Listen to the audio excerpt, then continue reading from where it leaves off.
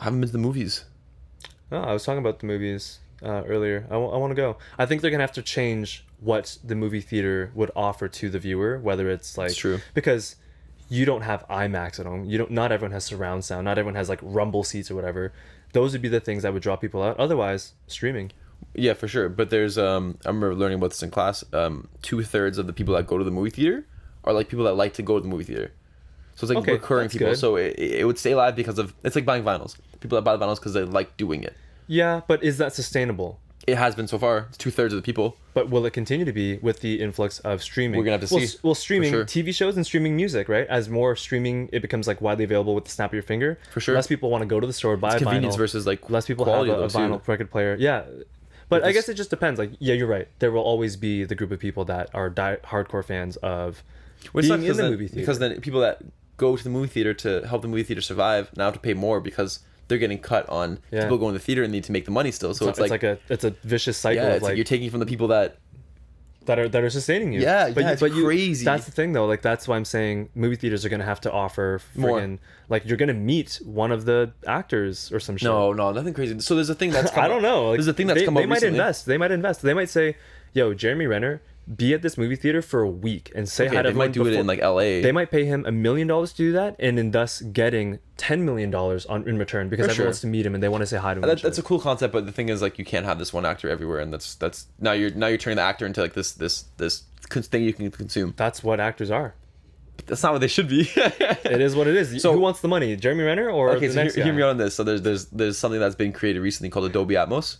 Okay. Dolby Atmos is like, so there used to be, I'll try and explain it as best I can. There used to be this thing called 5.1 where it was like 4 in the front speakers, so like speakers on each side, and then like one here, and then one sub behind you, and then it became like 7.1, which is like same thing, and now 2 in the back. Now there's this thing called Dolby Atmos where it's like the 5 in the front, 2 in the back, no, 4 in the front, 2 in the back, 2 in the sides, and then 64 across the top. Holy shit. So that's something that you can never achieve at your house. So that's probably something that's gonna keep the movie theater alive because those are like you literally can't get 64 different channels of sounds coming across yeah. the top. Yeah.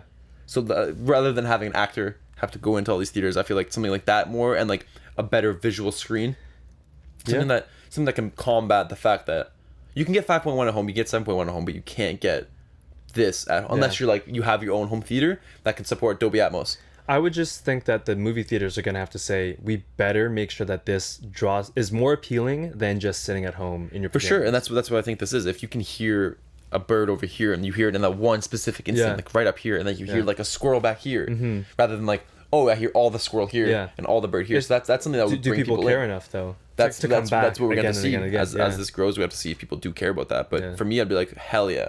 Yeah. If I'm going to Dolby Atmos, I'm in. Like that sounds sick. It'd have to be a cool movie like Transformers or something action Yeah. I'm Or- pretty sure or Brave Avatar? did it. Brave? Oh, no way. Yeah, Brave was the first movie to do Dolby Atmos. Interesting. Yeah.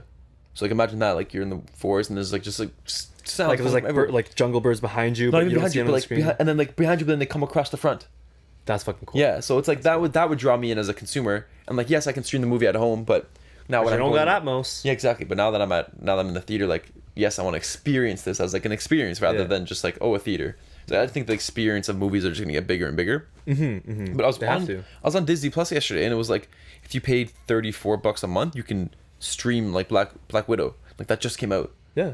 That's crazy. Well, You can that's what stream I'm movies saying. that are That, coming now, so how are movie theaters going to compete with? You can get it the same time as movie theaters, but you're Yeah, at you're at home, home. and it's whenever you want. I Versus think that people will do that. People do that, and like, okay, those people don't want the experience. Or maybe like I would do that too, but then also when I want to see a movie really badly, I'll go in. You know what? I think you're right, actually. Well, I never thought you were wrong, but it's kind of like we have our anniversary dinner. Let's go to this amazing steakhouse for this experience versus let's Uber Eats this great steakhouse. Like, no, you're not I agree. really going to do that. It's like if you want, But how many movies times now an experience. But how many times do you go to the movie theaters or go to that steakhouse to make it sustainable for them to thrive? Sure. Right. And if And you not raise just the price of coast. the theater and the tickets, it's like I can't go that often. Especially the people that go most are like younger people. I just 'cause they want have the most steak time. in a movie theater. Yeah. It's like movies on the Tuesday at 2. No one's going. Yeah. Except for the young kids that have the free time. But they can't go if it's like $30 a ticket. Yeah. But it's like that, or like a wider screen or a better resolution that you can't get on your TV, you know? Mm-hmm. That's what they have to like combat with. Better sound, better visuals, better maybe seating, how they have those big seats now. Yeah.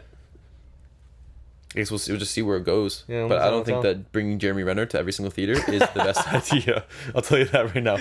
Jeremy Renner's at home like, no, not again, not again.